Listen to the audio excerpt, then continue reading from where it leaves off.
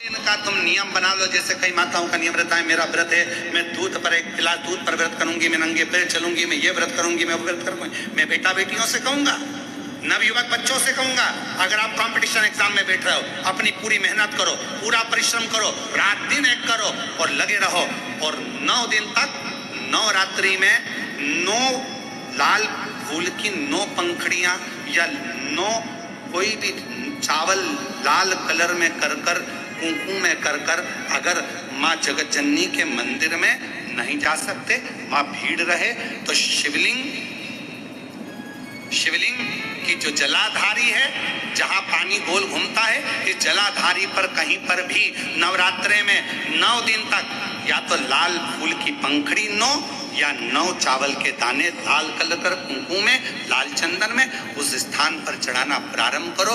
9 दिन के बाद तुम्हें 15 दिन और निकलेंगे, उसके बाद तुम्हें खुद लगेगा कि तुम्हारी जॉब, तुम्हारी नौकरी तुम्हारा बाबा ने लगाया है। शक्ति का बल, परिश्रम जरूर करना, मेहनत जरूर करना, रात दिन पढ़ाई एक साथ करना और अपने परिश्रम को नहीं छोड़ना। मेहनत जरूर करो पर साथ में ये प्रयोग भी करो नवरात्रि का। देखो शिव और शक्ति का बल तुम्हें प्रसन्नता देता है कि नहीं देता। शिव शक्ति का बल हमें प्रसन्नता देता है कि नहीं।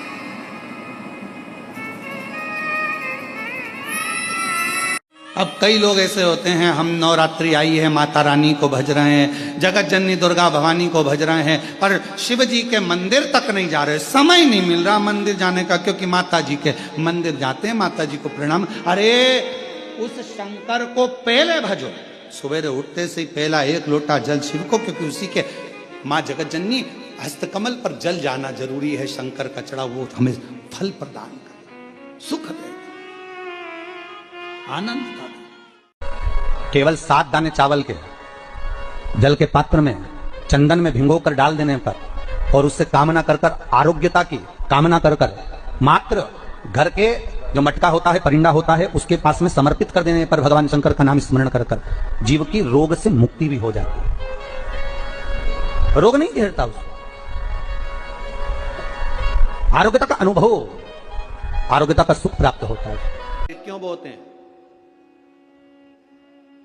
उसको बोने का कारण क्या है? केवल कोई कहे कि हम ठाकुर जी को भजते हैं, भगवान कृष्ण को भजते हैं, कोई कहे हम तिरुपति बालाजी को, नारायण को भजते हैं, कोई कहता है कि हम हरि विठल को, पांडुरंगा को भजते हैं, हमारे यहाँ हाँ हम इनको भजते हैं तो जवारे नहीं बोते। ना ना, पुष्टि मार्गी है, ठाकुर जी की सेवा करने वाला है, उसके यहाँ भी ये 9 दिन जवारे बोए जाते हैं। रामानुज संप्रदाय से जुड़ा हुआ है, नारायण की पूजन कर रहा है, उसके घर में भी जवारे बोए जाते हैं। पांडुरंगा हरि विठल की उपासना कर रहा है, उसके घर में भी जवारे बोए जाते हैं। जवारे का महत्व हमारे यहाँ शास्त्र कहता है। क्या महत्व है उसका, क्या फल है उसका? महाराज, जब देवी माता ने दुर्गा भवानी को पंचायत में बुलाया गया, शिव पंचायत में मां दुर्गा बैठी हुई है, और शिव पंचायत में जब दुर्गा भवानी बैठी,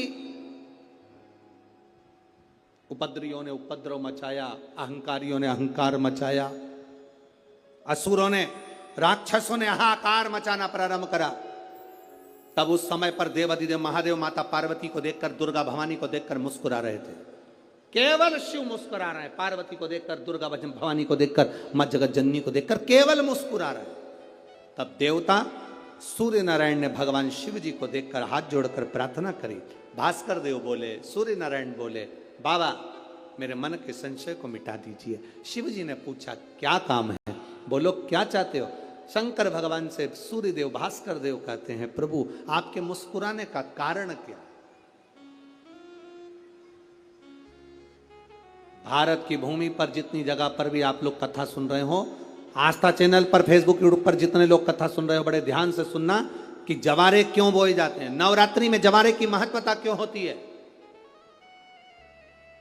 क्यों बोया जाता है, मिट्टी में गेहूं डालकर क्यों उत्पन्न किया जाता है, उसकी महत्वता क्या है? सूर्य नारायण पूछ रहे हैं भगवान देवाधिदेव महादेव से, आप दुर्गा भवानी को देखकर मुस्कुराए, आप हंसे हैं, आपके चेहरे पर प्रसन्नता आई है, कारण क्या? महाराज देवाधिदेव महादेव ने कहा, यहां भगवान विष्णु, गणेश जी, भास्कर देव, आप सब बैठे हो। असुरों ने आक्रमण कर दिया, असुरों ने आक्रमण करा है और वह असुर आक्रमण कर दिए हैं तो वो असुर प्रवेश कर रहे हैं, उपद्रव मचाकर, हाहाकार कर कर नष्ट करने वाले हैं इस पूरी पृथ्वी को। तो फिर उसको बचाएगा कौन, कैसे बचेगा? शिव जी ने कहा चिंता मत करो। दुर्गा ने अपने केश का स्मरण किया, एक केश को माता पार्वती जी ने अपने हाथों से छुआ, छूते ही एक कुंड में सुंदर जवारे उत्पन्न हुए हैं। जब तक वो जवारे बड़े नहीं हो जाते, जब तक वो जवारे थोड़े प्रबल नहीं हो जाते, तब तक एक भी असुर प्रवेश नहीं कर सकता, हाहाकार नहीं मचा सकता और अंदर आ नहीं सकता। शिव महापुराण की कथा कहती है, जवारे जिसके यहाँ बोए जाते हैं, जवारे का, आप लोग कहते हैं कहीं पर देवी जी बैठी हैं, किसी के यहाँ मिट्टी की मूर्ति आई, 21 फीट की, 41 फीट की, 15 फीट की, 10 फीट की, 25 फीट की देवी जी की प्रतिमा स्थापना हुई। लोग कहते हैं हम देवी जी का दर्शन करने जा रहे हैं, दुर्गा जी का दर्शन करने जा रहे हैं। शिव महापुराण की कथा कहती है वो दुर्गा जी का दर्शन नहीं, देवी का दर्शन नहीं। नवरात्रे में जहां जवारे बोए जाते हैं वहां मात्र आप पांव रखते हैं तो अपने घर में से क्लेश दूर हट जाता है, अहंकार दूर हट जाता है, अभिमतता दूर हट जाती है, तकलीफें दूर हट जाती है। जिसके घर में जवारे बोए जाते हैं वहां से अहंकार, काम, लोभ, आसक्ति, वासना, तृष्णा और दुख, तकलीफें दूर हट जाती है। तो जवारे का मूल का तत्व आनंद, सुख। महाराज उसको समझने वाला समझ सकता है। या चैत्र नवरात्रे में, शरदीय नवरात्रे में, आषाढ़ी नवरात्रे में, आदिक पौष नवरात्रे में हम शंकर की, हम जगत जननी जगदम्बा की जब स्थापना करते हैं, या हम नूतन घर का प्रवेश करते हैं, या गणेश जी की स्थापना करते हैं, या कोई दुकान को प्रवेश करते हैं, या कोई शुभ कार्य करने के लिए अग्रण्य होते हैं, तो हम कलश की स्थापना क्यों करते हैं? आज शिव महापुराण में शुरुआत में अपन शिव और पार्वती की यही संवाद को लेकर चलते हैं।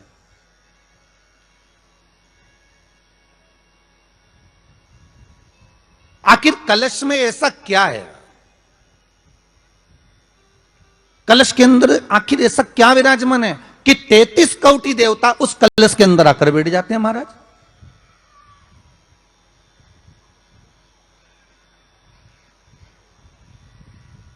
आप कोई यज्ञ करने जा रहे हो, आप कोई पोथी पुराण करने जा रहे हो, आप कोई अच्छा कार्य करने जा रहे हो, तो ब्राह्मण देवता कह देते कलश की स्थापना होगी, कलश की शोभा यात्रा निकलेगी, कलश यात्रा निकलेगी, कलश विराजमान होगा।